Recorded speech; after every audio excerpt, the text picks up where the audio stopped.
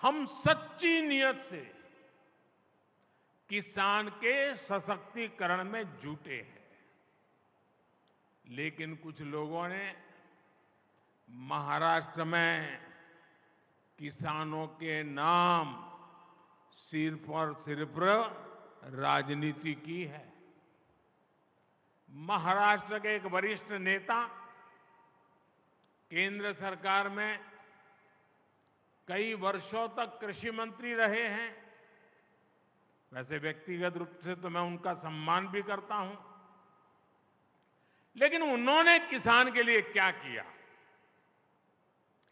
7 साल के अपने कार्यकाल में उन्होंने देश भर के किसानों से सिर्फ, यह आंकड़ा याद रखना, 7 साल में देश भर के किसानों से सिर्फ 3.5 लाख करोड़ रुपए का एमएसपी पर अनाज खरीदा।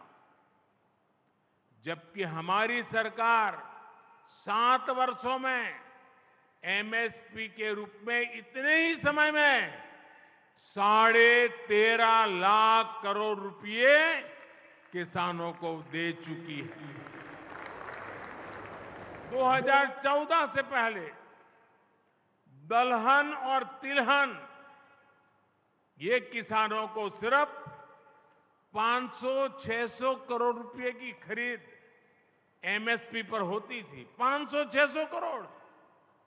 जबकि हमारी सरकार 1,15,000 करोड़ रुपए से ज्यादा दलहन और तिलहन किसानों के बैंक खातों में दे चुकी है।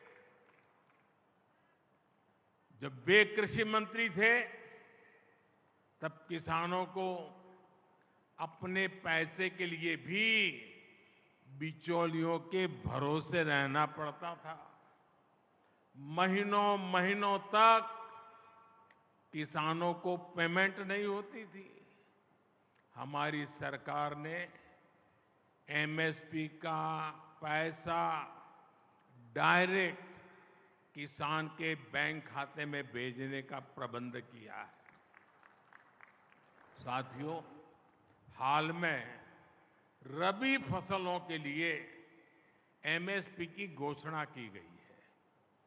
चने के एमएसपी में 105 रुपये, गेहूं और कुसुम के एमएसपी में 150 रुपये की बढ़ोतरी की गई है। इससे महाराष्ट्र के हमारे शेतकारी साथियों को बहुत लाभ होगा। गन्ना किसानों के हितों का भी हम पूरा ध्यान रख रहे हैं।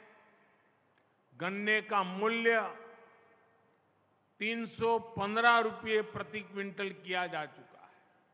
बीते 9 साल में करीब 70,000 करोड़ रुपए का इथेनॉल खरीदा गया है। ये पैसा भी गन्ना किसानों तक पहुंचा है। गन्ना किसानों को समय पर भुगतान हो, इसके लिए चीनी मिलों, सहकारी समितियों के लिए हजारों करोड़ रुपए की मदद दी गई है। मेरे परिवारजनों, हमारी सरकार सहकारिता आंदोलन को सशक्त करने का काम भी कर रही है। देश भर में 2 लाख से अधिक सहकारी समितियां बनाई जा रही हैं। देश के किसानों को भंडारण की, कोल्ड स्टोरेज की अधिक सुविधाएं मिले, इसके लिए भी सहकारी समितियों को, पैक्स को मदद दी जा रही है। छोटे किसानों को एफपीओज यानी किसान उत्पादक संघों के माध्यम से संगठित किया जा रहा है। सरकार के प्रयास से अभी तक देश भर में 7,500 से अधिक एफपीओ भी बन चुके हैं।